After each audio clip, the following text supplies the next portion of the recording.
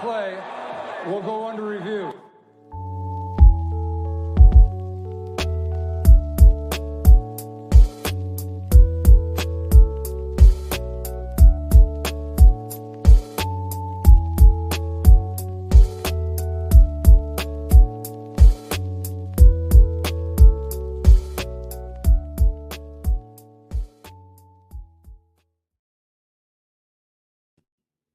Happy Tuesday, everybody, and thank you so much for tuning into this week's episode of Under Review. My name is Joe DeRosa, and you can find me on Twitter /X at @show_DeRosa. Tonight's tagline is Gregory Rousseau for the very obvious reason, and I have used that before, by the way, but for the very obvious reason of his key contributions in an exciting Week 1 victory for the Buffalo Bills. It was definitely nerve-wracking, but the team was able to walk away with a win ahead of a short turnaround against the Miami Dolphins on Thursday Night Football. And we all know that Week 1 is a little bit of a liar, or honestly a pretty big liar, in terms of maybe not being able to tell you everything you need to know about a team just because of the smaller sample size in the course of a season. But I still believe that this game offered us some pretty significant takeaways that we could definitely carry with us as we see the team prepare for that matchup in Miami, and maybe see some of these takeaways come to light when that game actually goes down. But of course, for a topic this great, there is one person, only one person that I wanted to ask to be on the show for this, and that is Mr. Bruce Nolan, or I should say Bruce Nolan. So Bruce, thank you for being here. I appreciate you taking time and coming back on the show. How are you doing, my friend? Mr. DeRosa, I am fantastic. If I was doing better, they would lock me away and think I was nuts. How are you doing? I'm doing good. Dude, honestly, it must be illegal to be doing this good, man. Honestly, like this is a different level of good vibes, and I'm happy that you brought the good vibes here on the show, man. Again, every time you're here, it's a pleasant, fun conversation, and I'm really excited to get into it. And let's just start out with the overall feeling of a Week 1 victory, a game that had a very big amount of worry amongst the fan base in the first half. Naturally, the team, specifically the offense, is able to come back points-wise. The defense begins to adjust, and we see a team that, despite a slow start, was able to overcome adversity and win a game despite it being closer than we would have liked. So, Bruce, just started off by asking you your general thoughts on this game, how you're feeling, anything key you want to say before we get into the topic. Well, I certainly feel better about it being a win than I would otherwise. Let's just start off right by saying that. I think one of the things that is interesting about this game is that it really does reinforce the idea that the margins in the NFL are really slim. The insane referee call for a quote unquote personal foul, unnecessary roughness on an early drive for the Cardinals, that was essentially a 4-point play. And it's all just a luck issue, unless you truly believe that the refs are part of some grand conspiracy that is taking over the entire league and somehow it hasn't leaked this whole time. Then a lot of this stuff comes down to randomness. At the very end, you saw seeing the shot of Marvin Harrison holding his hand up like, I'm wide open. And, obviously Kyler Murray's probability of locating him at that time is extremely low, but let's just say for whatever reason he did, and he was wide open. Now we're singing a very different tune. Mm-hmm. We're having a very different discussion. In fact, if anything, you might see callbacks to the Hail Murray. And like, oh man, what is it about the Buffalo Bills just can't seem to hold down Kyler Murray when they're ahead? Things like that. It's so small, the margins in the NFL. The average margin of the victory is very small in the NFL. The Buffalo Bills themselves have not lost a game by more than one score, like 42 games. I mean, the margins are so small. And one of the things that is interesting is there's always this battle philosophically between I want to overreact to the game because it's extremely well described and well documented for you to overreact. It's designed for you to overreact, right? You have it on Monday, and then you have an entire week or Sunday or Thursday or whatever it is. You have an entire week to just marinate in it, right? With other sports, you don't have time for that because you're off to the next game. But with the Bills and football in general, the game is designed for you to overreact because you've got 6 days and you got to fill the time somehow, right? And what are you going to do? Go back to talking to your family again? Like you already said goodbye to them when the football kicked off. That would be awkward. It's like coming back after you drop a girl off for the date and be like, oh, yeah, sorry. I forgot to tell you, you left your scarf in my car. Like that's awkward, right? So you'd rather just not do it and hope she calls. So it's a little bit like that. The system is designed for you to overreact, but yet at the same time, the game isn't designed for you to overreact. Yep. The system of the cadence of the games is designed for you to overreact, but the actual games themselves, the reason why it's so popular, not just supply and demand, but also it's a generally competitive product, all things considered. I watched my Ohio State Buckeyes win by 50 points on Saturday. And yes, it's really nice to get a nice, relaxing blowout. Those things don't happen in the NFL. So because of that, it's exciting and you pay attention. But because the margins are so small, you're like, you need more sample size. Yep. I need more sample size to be able to determine what's a trend and what's not a trend. But you're not positioned in a system that will allow you to wait for more sample size. So it's this weird philosophical conflict, right? I don't want to spoil my own show for you, but there's going to be a part of it up on that, right? And that's kind of a weird thing that's sort of reinforced by this game for me, is just the way that we digest football is consistently at odds with actual football. Yeah. And the way I digested this game, and I brilliant point, because the game itself is so reactionary, especially when you have access to a platform that allows you to see people's thoughts in real time. And I almost equate tweeting during a football game to like tweeting when you're drunk, or like even just telling a story when you're drunk, in the sense that you'll look back at it when you're in a rational state of mind and say, oh my goodness, what the hell was I talking about? Or what was I saying? Or maybe like 3 months down the line, if something drastically changes for better or for worse, you could see a take you had at the time that either in your mind made sense or seemed to fit the narrative of the game and say, wow, why did I say that? That's kind of the thing about not even just football in general, but really week one in general, is it is really an apex of people's emotional reaction. And it's always going to be emotional every single week, but week one is just such an interesting time because I feel like you get the hypertense emotions of every person who's seeing football in an actual meaningful capacity for the first time in months.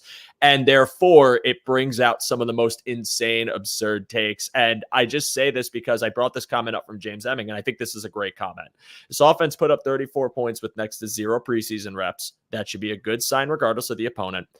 34 points put up offensively, Bruce. And some of the things I'm seeing on Twitter. Now, I'm parsing valid critiquing of play calling, valid critiquing of certain things in this offense from this game versus people wanting more or the reactions being a bit unfair for my liking in a game where the offense put up 34 points after an offseason of question marks, after an offseason of transition. Like in week one of all weeks, if I see 34 points put up and I see that they won a back and forth game that could have been stolen from them easily, yes, I'm going to have things to take away, hence the point of this episode. I'm also just going to be relieved and happy that they had a good showing against a team that has a traditionally bad front seven and rushing defense, that they had a good showing against a team that they were favored to beat. Like, these are the things I'm trying to take away. And I think with week one, and just to kind of put a bow on this before we get in the topic, it's just a liar, but it's also just such a, I guess you can call it like emotional time. And I think that this is the week that shouldn't be the most emotional time. It should be the one where everyone kind of takes a seat and just says like, hey, let's just win the game. Like, it's very, very weird. It's very ugly. Like, let's just get out of here with the win. And that's what they did. And I'm very relieved about that. And yeah, that's really all I got on that front. Bruce, any final thoughts before we carry on into our topic? I'm totally with you on the tweeting during the game. I did a tweet in January of 2020 that said, you should not tweet when drunk, high, or emotionally compromised. And so I tweeted that out, and everyone got really mad at me because the Bills had just lost a playoff game. That was when people were sending Cody Ford like death threats and telling him to kill himself and things like that.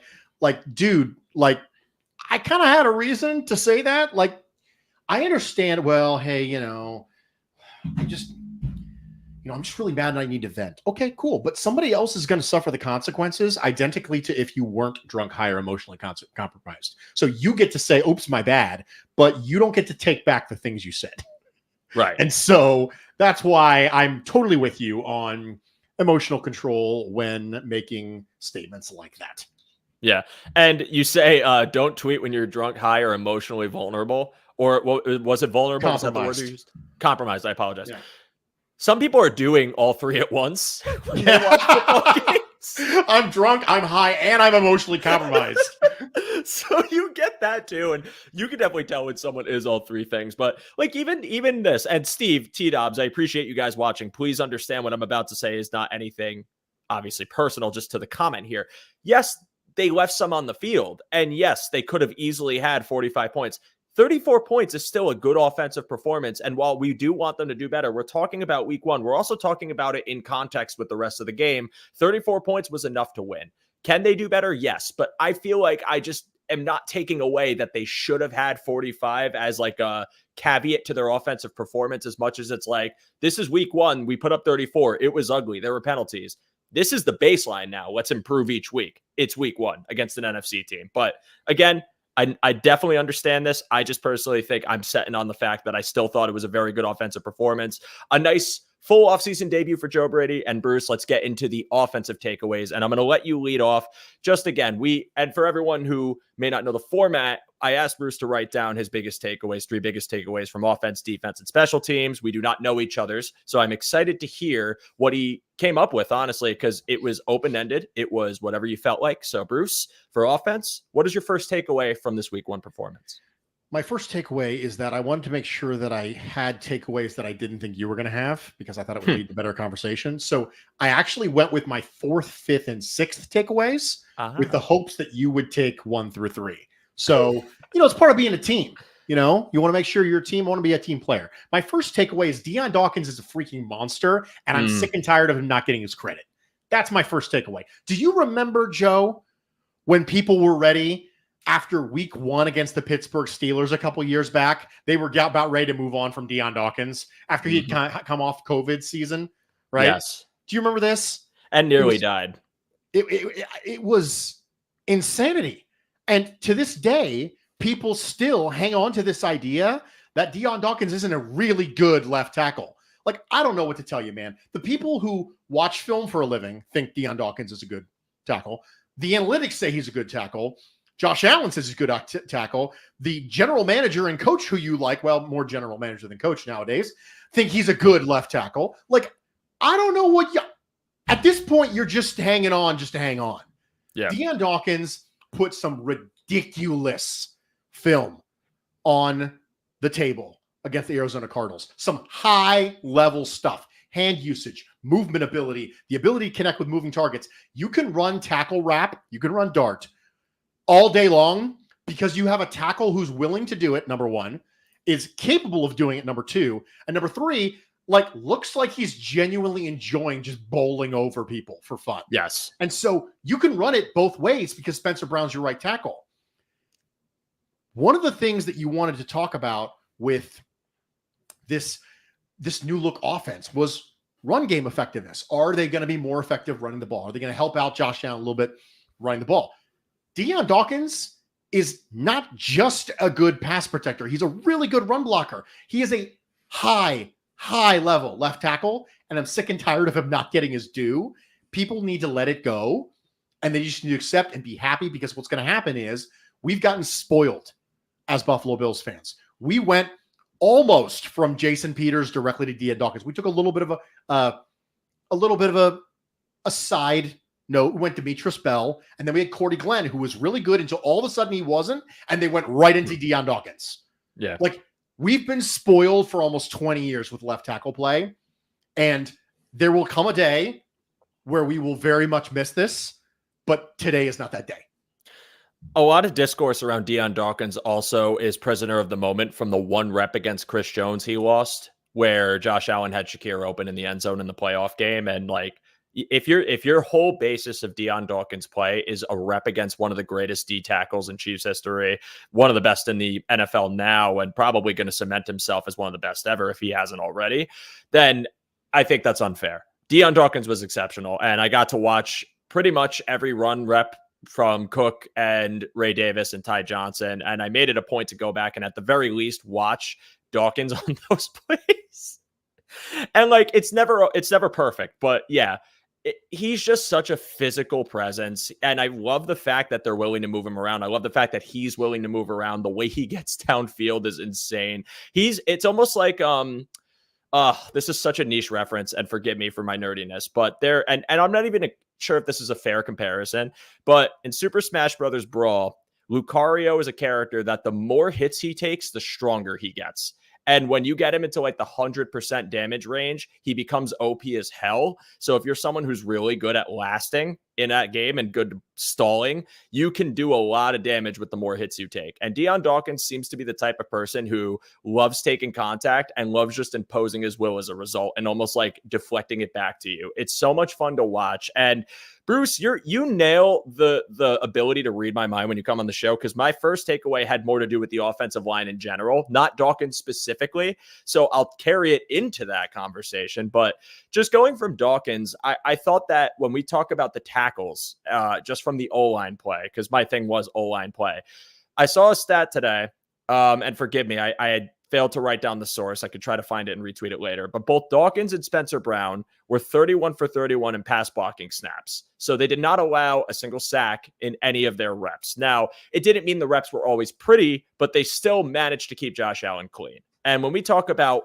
both of these tackles that got extended this offseason and like 5 minutes ago, that's very encouraging and something you can hang your hat on as a positive for the offensive line, especially going forward into a game against Miami where you are dealing with pass rush presence and guys like, Chop Robinson and Jalen Phillips. It's something that I was very glad to see. And overall this week, the Bills offensive line ranked 5th in pass blocking efficiency. So nice start for them, despite, again, not always being perfect when you look back and actually watch them. What I will say about this offensive line that is a bit of a caveat, and I'll ask if you agree with this, Bruce, or if you think this is something that maybe I am worrying a little too much about. I did not like the amount of penalties from this offensive line in this game. I did not like the fact that O'Cyrus Torrence had 3 of them. Yeah. I am a bit concerned that when we are talking about the vacuum of Arizona to Miami and early on in the season, shaking off rust, however, turning it around for a very short week, that the penalty problem might persist. And that is kind of a takeaway I had that I'm nervous about. What do you think about that before we move on to your next one? I agree with you. And I think that small sample size is the caveat for every single conversation that we have over the next couple of weeks. I think it's so. And I think it's really, really important that we make that caveat. Every single thing we're going to say over the next couple of weeks has an asterisk by it, because one game isn't a trend of anything. There is no one game trend. It's not how it works. But I don't love the fact that O'Cyrus Torrence was overall not as effective this game as we saw him the last time we saw him. And the penalties are part of that, right? The actual film is part of that. As good as the guards were, as good as the tackles were, there was a right guard question that was not as optimal as we would have preferred. Obviously, you look for that second-year jump from players, and everyone, of course, worries about the sophomore slump, right? What we saw from Spencer Brown, we saw the sophomore slump. So no one's bailing on it. Well, no, let me rephrase that. No one should be bailing on O'Cyrus Torrence, but that still doesn't mean you just don't mark it off as, well, didn't love that, and you move on. Yeah, it's week 1. And I'm going to say that 100 times on this show, but there were definitely reps I think he would have liked back when you watched him, where maybe he was a little off balance and got pushed around a little bit. There was one really, really rough rep. I'm trying to remember what the actual play was, because it's mixed in my head, where he failed to kind of pick up a blitzer and went right by him, and it ended up, I think it either was Josh having to improvise. I think this might have been the throw to James Cook, Bruce. I'm trying to remember, but it was. It was tough to watch, and correct me at any point if this is me giving him a little too much flack for that, but it seemed like he picked it up late, and it just didn't look like he was all there. Like it was a very odd series of lapses from Osiris Torrance. So I guess if I have another takeaway coming up with it on the fly too, I'd like to see him improve this week. But penalties were really the main thing that I had a problem with in this game. And I'm a little worried about a quick turnaround and hoping that they can clean it up. Even if some were a little bit of like a hyper focus from the refs in week 1 example, which happens around the league, I still hope that that's not persisting in a divisional game, but we'll just have to see. So Bruce, any final thoughts on our O-line conversation before we carry on to your next takeaway? No, I'm ready for the next one. All right, real fast. Sweet Spike says musicals are lame. How dare you, Sweet Spike? Musicals are great. Bruce is a musical expert. I know for a fact that Sweet Spike does not like my show. I can almost promise you, Sweet Spike. You know what, man? I just want you to know you're still the dude anyway. Right on. You're still the dude. Sweet Spike, you're still my man. Still Even sweet. if you don't like musicals, you know why? Different strokes for different folks, man. It takes multiples to make the world go round. You need people who love musicals, but if everybody loved musicals, they wouldn't be able to make enough musicals to keep up with the demand. Therefore, we need people who don't like them to balance it out for those of us who do. We need people like you. Thank you for being you, man. That's perfect answer. First they're sweet, then they're Spike. All right, Bruce, let's carry on to your next takeaway. What do you got for me? Run game takeaways, specifically volume and effectiveness. I think one of the big things coming out of the game is the neutral pass rate for the Buffalo Bills, but not just the Bills. The league. Week 1 was a little bit run heavy across the league. And you go, okay, is this a trend of something? Is this relation to one of the other contributing factors? It could be that more and more teams are getting less and less reps, fewer and fewer reps in the preseason. And one of the ways that you can deal with that is by running the ball a lot, because the passing game, as a general rule, people generally consider, unless you're running Greg Roman's playbook, the passing game is, thank you for chuckling at that, because I was really worried the second it came out of my mouth. I was like, no one's going to laugh at this. For those of you who are listening, Greg Roman's playbook is known as being like incredibly complicated on the run game and then like drawn up in the sand in the pass game. Like that's just a running joke about Greg Roman. Even if you have an all-world quarterback with a great arm, by the way. Exactly. It's like his run games look like, The Beautiful Mind. And then the pass game looks like, a kid with Play-Doh making macaroni necklaces. And so unless you're doing that, generally speaking, the run game is a little simpler to execute. And so because of that, maybe teams are leaning into the run game more week 1, but it's something I think we should keep an eye on because football is intrinsically cyclical. And so for a long time, the gap between passing efficiency and running efficiency was widening and widening and widening and widening. And to the point where you ended up with running backs don't matter. Running backs mattered in 1997 and in 1995. Like that, they mattered. You should spend a high pick on one, right? Like that's the way it worked. And then the game changed where that wasn't the case anymore. And now, is it coming back?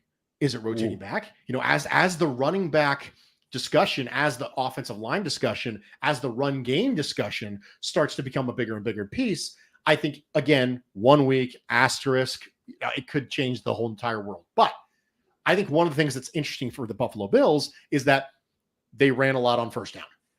Mm-hmm. That was a conversation. And they did it early and it was effective, and they did it late and it was less effective. Yep. But you also have a different change of pace back now than you did before. You have Ray Davis, who I thought looked great against the Arizona Cardinals.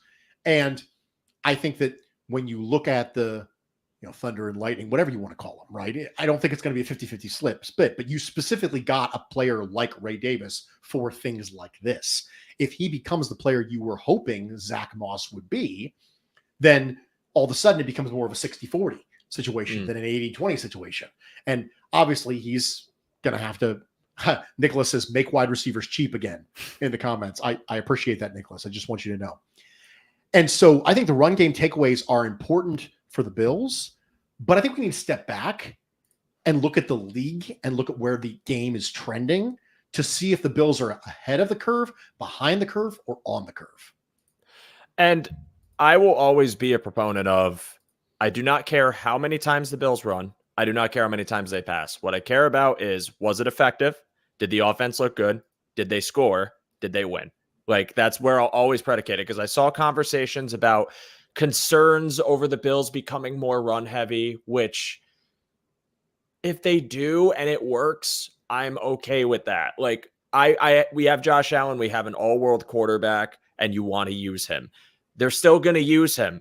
It's still going to be okay.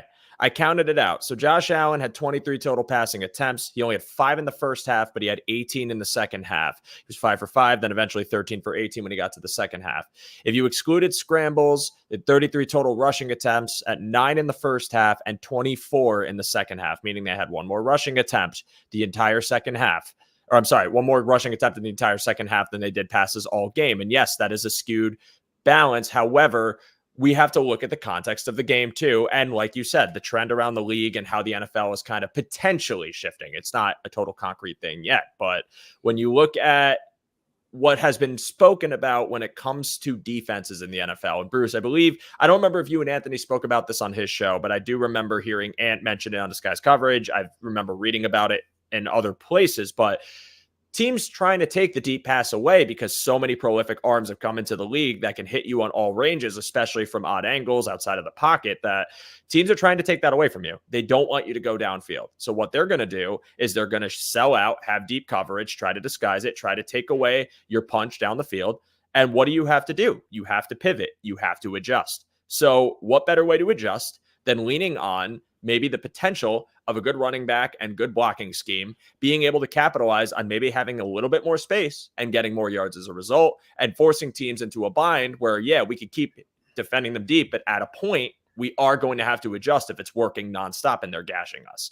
And for that reason, I have no problem with the Bills' approach in this game against the Cardinals front seven that had problems defending the run last year and had problems defending the run in this game. And Bruce had rushing as my second takeaway. So you read my mind again.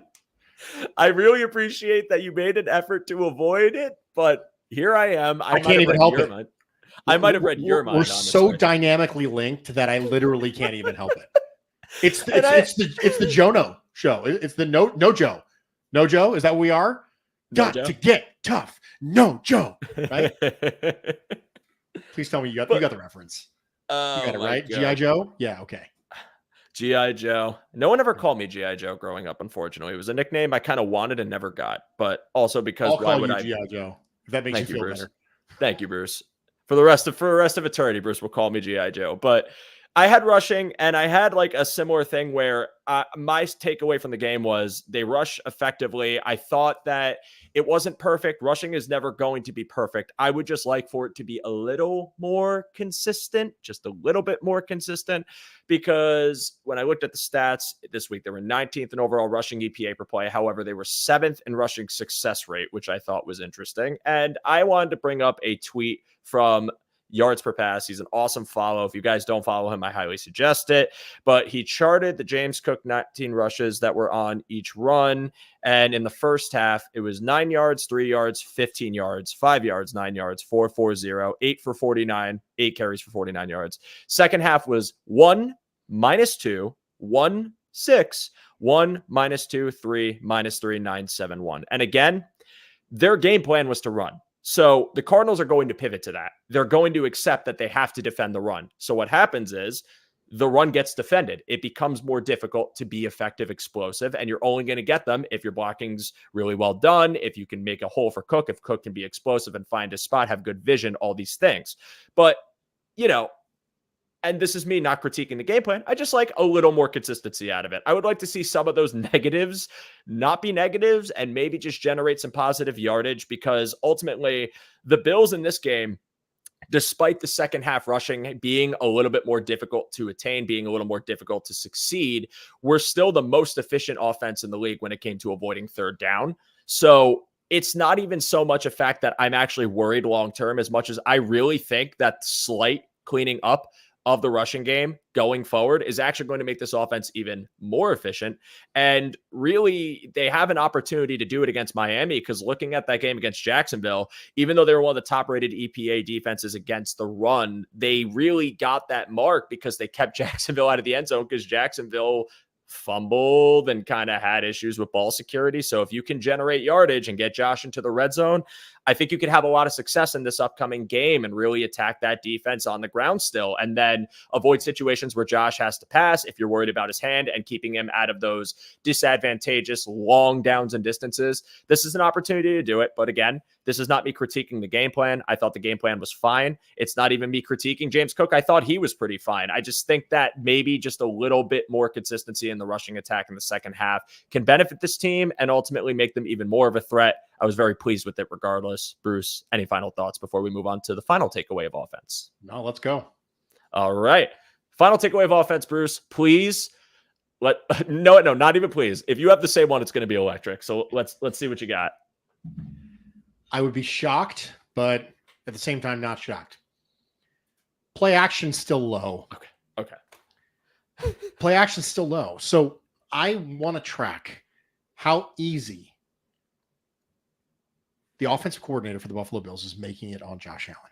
I have been preaching this for a long time. Ever since Brian Daboll left, what you've seen is the traditional correlative metrics, things that correlate toward more production, play action, motion. You saw these things in very, very, very small quantities last year and the year before under Ken Dorsey. And everybody said the same thing.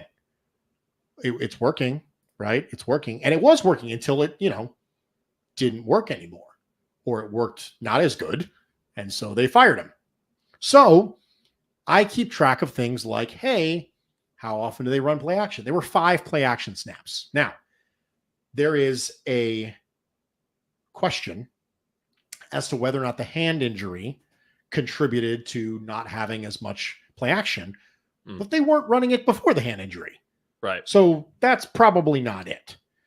So for me, we don't know if it's just a game plan thing or it's, but especially when you want to run the ball effectively, Josh Allen, 4 of 4 on play action, really good run, really good passer rating. Like, it's one of the best things he does. And I think one of the reasons it's the best thing he does is it really, really controls his drop back. Like, he drops back in rhythm. He plants his back foot. The ball comes out. Like, there are so radical of a difference between Josh Allen catch and throw versus Josh Allen play action plant and throw in the rhythm and the comfort. I just don't know why we don't do it more often. So I'm keeping an eye on it. If you tell me that you're not running a lot of play action, but you're running a metric ton of motion, that's cool too. Like, right. Ideally you do both, right? Play action and motion at high rates. The Miami Dolphins ran motion at a 90% clip last week, which is insanity. But I mean, it's free. They don't charge you every time you do it. It's not like you got to use motion and then give up 2 yards. Like, you can do it. Like, people are just doing it. Did you know about this? It's like you run it for the first time and it comes really successful and you run over the sideline and go, what? Did you know that they were going to let us do this? This is legal. Yeah. We're allowed to do it. Especially if you have receivers who maybe are bigger. Maybe you have a receiver, I don't know, maybe a rookie 2nd round pick who had a question as to whether or not he could separate from man coverage. You know what can help with that? Oh, I don't know, putting him in motion, putting him in stack concepts, things like that. And so those are the things I'm keeping an eye on. Again, 1 game, no panic. Just keep an eye on it because I'd like to see him at a higher clip. Totally agree with that. And what I will ask you is, and you kind of alluded to this at the end, maybe it's just 1 game and maybe it's just, from week 1, but do you think that the team, I don't want to call it pulling their punches because that wouldn't be fair. They still won the game. They still put up 34 points, but do you think it was as simple as it's week 1 and we want to keep things clean and simple against an NFC team because we know even if no team is thinking exactly like maybe someone who's not in the organization is thinking, at least I wouldn't think so, but we know there's a very quick turnaround to play a division rival that we just knocked out of the AFC East race last year in Miami on the road, short week. Would it make more sense to keep this game plan? And I got to credit whoever you are that made this term in the Discord. If you watch this, please know I'm so sorry for forgetting which one of you said this, but it was such a great comment. He said the game plan wasn't vanilla, but maybe French vanilla. In that it's just, is it possible? Vanilla bean, like, is it possible that they just simply didn't want to put too much on tape of some of the more creative concepts they can offer? Or do you feel like you're more worried that this is something that might just be the norm and it might just be more of the same old, like wide shotgun, like few motion plays, few play action, and maybe even something that could be attributed to Josh Allen just simply not wanting to do these as much? Everybody says that when you say Right. it. When you say it, everybody says, well, they were saving it. Saving it. There are only 17 games. You better not be saving it. Like that's my argument. If you are saving it, shame on you. Because there are 17 games, and one of them can be the difference between you getting a number 1 seed and you going on the road. Like, it can be that different. So you better not be saving them, because the game is a small sample size game. There are 17 games. You need to win as many of them as humanly possible. You better not be saving stuff. If you are saving stuff, then it'll come out soon. But we know that Joe Brady didn't run a lot of play action when he was operating with Ken Dorsey's playbook, the back half of 2023. We know that. We also know that Ken Dorsey had play action plays in his playbook. You could just run them more often. So it's not like when you decide not to run a lot of play action, it's not like you didn't have that in your playbook. Yeah. The plays you like the best don't have play action. And if Josh Allen doesn't want to run play action, that's fine. But Josh Allen's better with play action. That's not debatable. Like the metrics over the course of his entire career are stark. So maybe he doesn't want to. That's fine. That's what I think the Bengals offensive coordinator, who's now the coach of the Tennessee Titans, Bill Callahan's son, he said the same thing about Joe Burrow. He said Joe Burrow doesn't like running play action. Well, Joe Burrow's splits with play action aren't Josh Allen's splits with play action.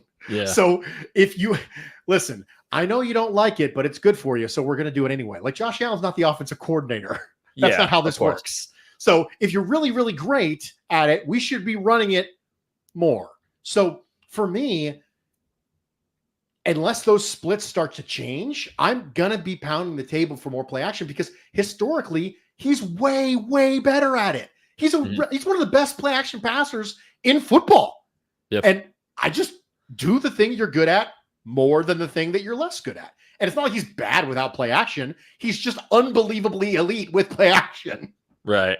Yeah. I want them to run it more. It's just, for me, I only bring up that because it's been a point of discussion, and I have my hunches that maybe it's not so much that I don't want to say saving it, because there were like little flashes of some creativity in Joe Brady's arsenal, like when he had the tight ends out of the backfield and would move them out, or maybe moving his running back across, like little things like that I was like, I feel like they're going to build on this each week. And maybe just because it's week 1, it's like, let's just feel it out and go out there. It's not so much saving it as much as it's like, let's build off of this and feel more comfortable and get more reps in. And also too, like, that first half was such a blip because they barely had time of possession too. So who's to say if they had more snaps and more opportunities and maybe felt more in control, they roll more out there. But they wanted to run the ball. Maybe also that had something to do with it. I'm not 100% sure. I was just more asking that question because it seems to be a hot button topic. And the Miami game, I think, will be quite telling of, at the very least, if it looks more of the same from week 1, that they didn't want, that this might be something to even keep an eye on even further, but we'll just have to wait and see. I'm right there with you, though. I love when they run play action. It's been great for this offense. It's healthy for the offense. It helps this team out. It's also just always another wrinkle that you can add to be another threat when you have an elite quarterback and a potentially really good rushing offense. Now you offer play action as an option and something that you have to defend and worry about. And the more you show it, the more teams are going to respect it. So I just feel like there's no reason not to, but if Josh Allen doesn't like running it and Brady's kind of kneeling to that, I'm not a huge fan of that, and I'm hoping that's not the case. So my final takeaway was not play action. It was Keon Coleman. And I just simply put, I'm encouraged by him. I was really, and again, it hasn't been perfect. It wasn't a perfect game by any stretch, but more than I thought I was going to see Keon Coleman. One, I made a hot take that I thought Matt Collins was going to outsnap him. He did not outsnap him. I also was very impressed by the fact that Keon Coleman led in receptions, led in yards, even though he didn't have a touchdown. He did look pretty composed at times, and I thought that it was a very nice performance to build off of. And I'm very pleased with the fact that there were certain things in his game that even if they did rear their heads a bit, like he didn't create insane amounts of separation vertically, like he still won. Like that contested catch down the field was beautiful. The body control that we've talked about with him was on display. His hands were great. And then you talk about some of the more intermediate stuff, and it gives me some excitement for his usage specifically, because even if he's not going to be this downfield, separator, he could still be a ball winner, but also someone that you can line up in short to intermediate parts of the field and win that way. And there was a specific play he had where he created separation, got the ball quickly. He got wrapped up pretty quickly after, but I thought, put that in a one-on-one situation and he sees the field a little bit better. And all of a sudden, he's just going to get so many yards after contact because he's such a big body. So again, do I think he has more development ahead? Absolutely. But I'm very encouraged by Keon Coleman, very pleased with the performance that he put up, and building off a win and having that nice downfield catch was just something that I think fans could be excited about. And I hope we see more of it in Miami. So looking forward to it. Bruce, defense. Are you ready? I'm ready. We're running out of time, so we're going to have to do this like multiples at a time. Do you want to do all your three first and then I'll do my three? Yeah, sure. I'll be quick with mine. So I'll start off in fact, I'll package this all into one big thing because I do think that the first does correlate to the second. Von Miller and Greg Rousseau, I think, could potentially be the strength of this defense in this game and something that you can absolutely build off of going forward in the season. I thought that Von looked like, I don't want to say fully, but very much like his old self. And I'm encouraged by the fact that he was so efficient and so productive, despite the fact that I think he was at 44% of the snap share. They both put up a sack each. Greg had 3. Von was 4th in pass rush productivity, and Greg was 6th. So tying that component with the fact that this Bills defense as a whole kind of responds to adversity in the first half and gets to the second half and has a much better performance. Again, like the score doesn't tell the whole story. The special teams lapse was bad. The 2-point conversion they scored, obviously you didn't want that, but they bared down in the second half and they made key plays when they needed to. I know Marvin Harrison Jr. was wide open. However, that was also them getting in Kyler's face and creating disruption and not allowing him to see it well and him having to roll to a different side of the field. It felt like they just started clicking and things started turning for the defense in the second half. And I think combo that ability to respond to adversity with the fact that now you have these 2 pass rushers that I think are going to do quite well this year, assuming they can both stay healthy. I think this defense can breed a lot of optimism in the fan base, despite the ugly start. I think the ugly start shouldn't define them, even though the advanced metrics are obviously going to reflect that poor performance in the first half. It makes me very happy. And then just taking it to the final one, Bruce, boundary corner to me is a strength. Benford in 38 coverage snaps, no yards allowed, and was only targeted once. Rasul Douglas in 37 coverage snaps, 2 targets, 2 receptions for 4 yards. It wasn't a downfield passing game for Arizona. Totally understand that. Still very encouraged by them in coverage, and I think they're going to have a great season together. That's my defensive takeaway. Bruce, the floor is yours, my friend. So obviously, Gregory Rousseau. Obviously, we have to talk about it, right? Mm-hmm. I think one of the things that you have to understand about the developmental curve is that Gregory Rousseau and Spencer Brown have similar arcs in the sense that Brandon Beane drafted really young, really athletic people he felt like had tools that you can't teach. And when you draft people in the back half of the first round, the back half of the third round, you're always drafting after everybody else has all of their second round grades off the board. Everybody else has all their first round grades off the board. In the back half of the first round, very rarely are you drafting someone with a first round grade at all, because most teams don't have 32 first round grades. The strategy has to be different for drafting players at that spot than drafting players at other spots in the round. The strategy has to be, I'm willing to do something they're not willing to do. I'm willing to draft a younger player and wait longer. Spencer Brown, Gregory Rousseau.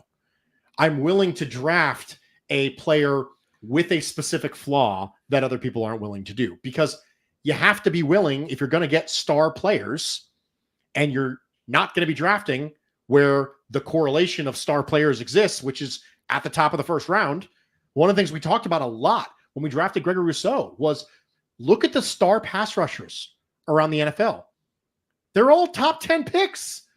If you don't have a top 10 pick, how are you going to get one? Like, it's extremely rare. I mean, you get the Max Crosby's of the world, and you're like, yeah, we nailed it. But everybody else is a first-round pick and usually a high first-round pick. TJ Watt's one of the rare ones. That was a low first-round pick. The low first round is not kind to pass rushers because usually if you're a really good pass rusher in the NFL, you were a really good pass rusher in college. Right. And if you were a really good pass rusher in college with elite measurables, you don't make it to the back half of the first round. That's not how it goes. So how are you supposed to get one? And the answer is you go get a guy like Gregory Rousseau. You go get crazy tools, and you go get a guy who's 20 years old, and you say, we're going to teach him. He's fine. We're going to teach him. We're willing to wait on the tools. And other people who are not willing to wait are going to go, well, I'm just going to take the sure thing. You have to play it like this if you want to have those high-level players. And that's exactly what the Buffalo Bills did. They waited. Gregory Rousseau coming into this year, we saw a trajectory from him a little bit last year, and they got hurt. And he played through an injury last year. A lot of people don't realize he was playing through an injury last year, but he was. And you consistently saw him pushing against his ceiling, and there was always something that was stopping him from getting there. There was always a reason why I can't break through because you got this. I can't. And all of a sudden, you're healthy. You have decent support around you. Oh, look at that. You end up being really good. And I just think it's a great example of us just to take a second and just understand this is how good teams have to stay good.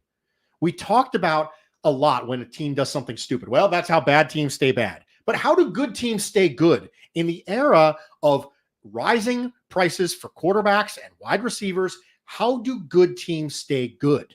We talked a lot about Dalton Kincaid this offseason and how there's market inefficiency at tight end. And that's one of the things you can exploit to try and stay good. Here's another thing you can do to try and stay good. Have to be willing to draft freakish tools and be a little bit more patient. You have to start a couple years behind and say, well, I don't need him now, but when he's ready to hit his peak, he'll be ready for, meaningful showtime kind of stuff. And so for me, I think there's a lesson to be learned from Gregory Rousseau. And I'm not saying he's broken out. He's the dude. He's the guy. But we saw some of this stuff coming, and he delivered. So for me, it's really gratifying to see this because there's nothing like having a homegrown player break out in years like this. And so for me, I'm really gratified by that. I think it's really cool. And such a great kid, right? I say kid, like, he's not like massive, but such a great tiny little chap. Right? I mean, dude, I've seen like really large children. I mean, yeah, there's such thing as big baby. The Spencer Brown picture standing next to Maddie Glab. Yeah. It is one of the most absurd things I've ever seen in my entire life. Yeah. Like she barely comes up to his waist. It is insane. And so to me, it's just kind of gratifying for Rousseau. The second thing that I want to take away that you didn't touch on it was adjustments. One of the things we're always talking about, one of the NFL fans love to talk about halftime adjustments. They just love it. For whatever reason, they're just like, oh, halftime adjustments, let's go, right? And so for me, if you're one of those people, you should be very pleased with what you saw from the Buffalo Bills defense against the Arizona Cardinals. You saw a massive uptick, like a 20% uptick in blitz rate in the second half, and you saw specific types of blitzes. Really important. Blitzing is not always designed to sack the quarterback. That's good. If you do, that's great. But in base rushes, you have 4 rushers on 5 offensive linemen. Just base situation. You're no added protection. 4 on 5, maybe 4 on 5.5 if you're chipping. If you bring just one guy, even if they block it up, that means every single person on the line has a one-on-one. There are no double teams at that point. In addition, think about the run game. We think about gaps in the run game. We don't think about gaps in the pass game, and I'm not sure why. So in the run game, you got A gaps, B gaps, C gaps, right? There are 6 gaps in the run game.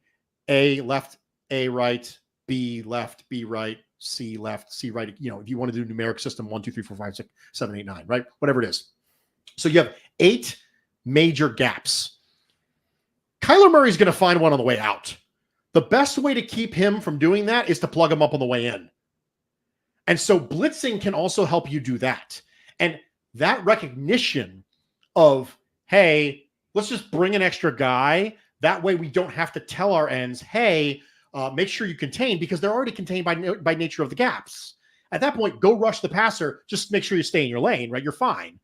And that allows them to get home. But the blitz wasn't what got them home. The blitz facilitated the one-on-one, which allowed them to get home because they didn't have to stay home and make sure that they were containing. They could actually just rush the passer without having to worry about covering multiple gaps because the gaps were covered by the blitz. So it's things like this that give you encouragement when you have first-time coordinators. How well did they adjust to the flow of the game? How well do they say, well, we're doing this. I threw rock. It worked. Then they threw paper. Oh, look at that. I have scissors. Like, that's what you want to see from coordinators. And that's what we saw. Yeah, it was.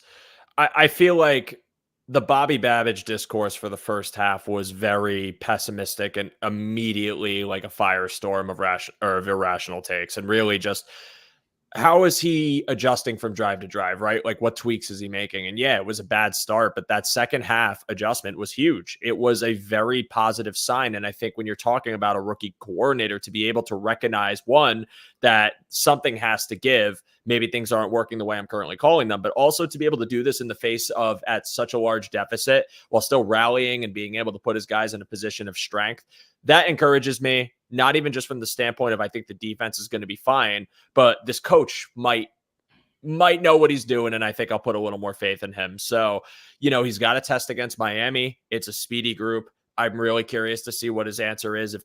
We know now Taron Johnson can't go. Who does he assign to that role of nickel? Is he going to keep Cam Lewis and have Ingram rotate in? Does he think Cole Bishop can do this as a rookie?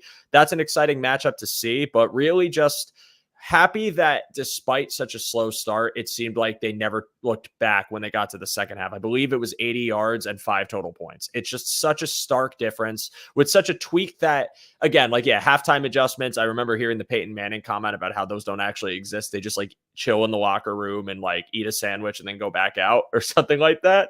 But they're always constantly trying to find ways to adjust. And it felt like he did. I'm happy to see that. I'm glad that they tightened it up, and really just overall, I think it's going to be a test for them, but something that I think they can overcome, especially if this pass rush really answers the call, and I think they can. So, Bruce, I know you said we're in crunch time right now. Do you have any final thoughts on offense or defense? Do you want to give any final special teams take that you feel strongly enough about before I let you go? Go back and watch Codrington's kickoff return. The Bills are essentially treating the kickoff return like it's a run play. So if you want to be interested in that, there was pullers and lead blockers. It's a run play. So as we start evaluating the way that teams are going to return kickoffs, I do think that you're probably going to have to wait till next year till you see a lot of kickoff returns, because I do think that teams are still going to kick it through the end zone until they get more heavily penalized for that. But as you start to see more kickoff returns, you're going to start to have to use run game terminology to describe what's going on. And that's kind of an underdeveloped part of our football community. And I'm going to be very interested to see how that expands, because teams are treating them like they're run plays. I'm excited to see it too. I'm also excited to just see Codrington more in this role as well. I think he looked very explosive when he got the opportunity, and that could lend itself very useful, and kind of a nice little plus the fact that the returner role was such a question, and maybe those questions get answered in a very positive way this season after so much ambiguity. So I'm looking for that in this game as well, and seeing what tweaks they can make, and excited to watch it back. But Bruce, excellent discussion as always. I always appreciate your time, you being here and giving me your insight. Let everyone know what you got going on, where they could find you. What is next in the world of Bruce Nolan? I have nothing going on. This is it. I'm dropping my gloves. I'm announcing my retirement. No, I'm just kidding. You can find me on socials at Bruce Exclusive. If for some reason you listen to this and we're like, yep, that's the guy I want to hear more from. My show, The Bruce Exclusive, drops every Thursday, and you can find it anywhere you get your podcast by typing in The Bruce Exclusive. It's on its own feed. There's nice puffy clouds. They look just like my gigantic, round, fluffy head. So that's awesome. Gigantic, round, fluffy head is an awesome way to describe that. But yeah, guys, if you're not already following Bruce, please do it. It's a disservice if you're not. He's so good at really just anything you're talking about in the content creation space. His show is exceptional, and I'm checking it out every week, and it's always providing unique, fun, really, really constructive insight. And he's just a great follow on Twitter for all things football, or really just those little positive vibes you need in a day, Bruce can provide for you. So Bruce, thank you so much for being here, man. I'm going to let you run. I got a few more things I want to say before I sign off tonight, but I hope you have the great rest of your night. You're welcome back anytime, and I'll catch you later, man. Have fun, but not too much. Catch you later. Later. All right, friends. So I just wanted to take a few more minutes to give some final thoughts. But before I do that, I just want to tell you guys about the One Pass. And by me, I mean our founders, Aaron Quinn and Greg Tomset. Gentlemen, what do you got? Many people ask us the best way to support us here at Cover One, and that is to sign up to become a Cover One Pass member. That contribution helps give us the access to all the data and information we use to create the content that you love. And I think most importantly, brings you into our community of insiders. It's a great community based on Slack. I know a lot of people don't want to be on social media anymore or be in on those conversations. We bring all of it to you right in our great community of educated fans. And most importantly, you get access to our content creators. Even better than that, everybody loves merch. You get awesome t-shirts, a cool decal, and a letter from the Cover One team signed directly to you. All for $60. That gets you the entire season, next year's free agency and draft. $60. Click the link in the description. Cover One Insider. Become one today. Yes, my friends, if you are watching our program tonight, if you're listening on our audio platforms, you can become a One Pass member in a very simple way. If you are on this video, if you are looking for this video, check out the description to the link to the One Pass. That One Pass is the lifeblood of our network, as it allows us to have access to all of the resources that we use on a day-to-day basis, minute-to-minute basis, year-to-year basis for all of our shows and articles that come out. And we just have so much appreciation for anyone who has become an insider, become a One Pass member, has supported our group. You guys are fantastic. If there are any of you from our Discord watching tonight, I appreciate you. I just wanted to take some time to talk more about really what's been going on in the world of the insiders, because we have some exciting giveaways, including our recent partnership with TSC Buffalo. We just gave away tickets to an autograph signing that featured Taron Johnson, Christian Benford, and James Cook. And the people who went had a great time, sent us some awesome pictures, and that will not be the last of that. So really excited for the future of that. And also we recently just partnered with 26 Shirts, which is just a fantastic company. I really cannot say enough nice things about what they do and what they've done just for the community in general. Like, they are just, they're excellent. I mean, some of the designs they come up with and the causes they're donating to are fantastic, and we're really excited to be partnering with them. So many wonderful things are happening in the world of the insiders right now. And if you are not one, check the description, check the link. $60 for a full year. You get access to our Discord, and we are having great conversations literally every single day that range like in the Bills one, we have them go until like freaking 1 a.m. every day. It's awesome. People are so cool. Really good time. So if you are thinking, if you're on the fence, pondering, contemplating, toiling, mulling, do it. It's well worth it. And you get some awesome perks from it. So nothing wrong with that. My final thoughts on this upcoming matchup, taking away from week one, and I will reiterate something I said earlier, is that week one is a bit of a liar. There is a lot of ball left to be played, and we are going to learn a lot more about this team in the coming weeks. I am very excited for this matchup. I am obviously upset over the fact that Josh Allen had the hand injury, and naturally we have some concerns over what it'll look like when it comes to handing the ball off, if that means less play action. Great point brought up by Bruce earlier. But also, I think that this is a game that the Bills offense truly did have circled. I'm very much a believer that they know that this was looming, that an AFC divisional matchup was looming, and they wanted to make a statement in this game. And I saw some flashes from this Bills offense that incorporated some creative looks, including having James Cook set closer to the line, having Dalton Kincaid and Dawson Knox in the backfield, some of the motion pieces we talked about. I would really like to see more of it, as we talked about earlier, and I'm hoping they do. But even if they don't, I still think they can win in the trenches. I have a lot of faith in this running game. I have a lot of faith in the team maybe making the smart choice of incorporating a little bit more of Ray Davis and Ty Johnson, as well as just being multiple in their passing attack and finding targets to get every single game, including guys like Keon Coleman and Kincaid. And I had something start earlier I wanted to get to, because I thought that this was a question that I had seen a lot of discourse about this topic during the week. And it was, what do you attribute the lack of utilization with Kincaid? Kincaid was all over the field. And I think Kincaid was someone that they did want to throw to multiple times. When I went back and watched, there were times where Josh Allen pumped to him and just didn't feel confident enough in delivering that throw, and times where he was covered by 2 or more people. And I felt like Kincaid was a focal point of Arizona's defensive plan, and they didn't want him to win in that regard. So I think comboing that concept of Kincaid being kind of their centerpiece with the fact that taking advantage of Kincaid drawing coverage, moving people off, open things up in the passing attack for other guys like Matt Collins, like Keon Coleman, like Khalil Shakir.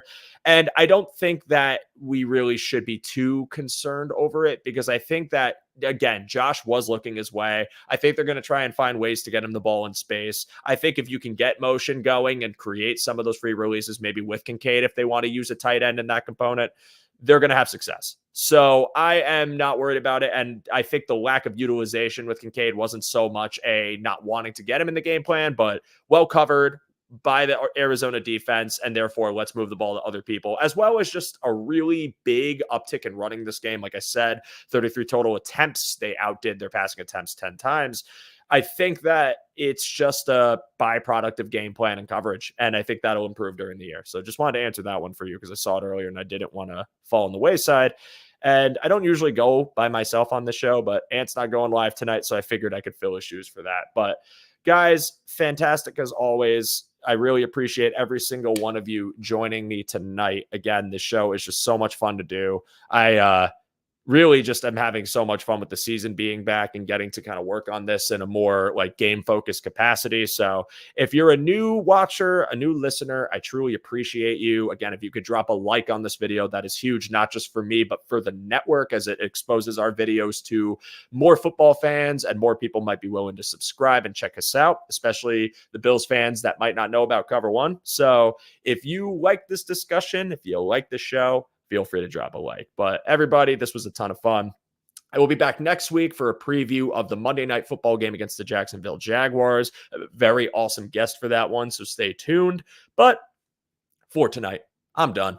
You can find me on Twitter at @show_DeRosa. If you like the show, feel free to throw a follow there as well. I tweet about football and things you do not care about. Again, One Pass link in the description below. Thank you all so much for joining me this evening. Bruce was an awesome guest. He's one of the best in this, and I always love getting him on here. Appreciate you, T-Dobbs. You all have a great rest of your evening. I hope you are staying safe. I'm going to do Anthony's thing. I don't know if I can do it correctly because I don't remember it fully, but I hope you and your loved ones are all staying safe. Take care of each other. Be kind to one another. And as always, go Bills. I'll see you all next week. Take care.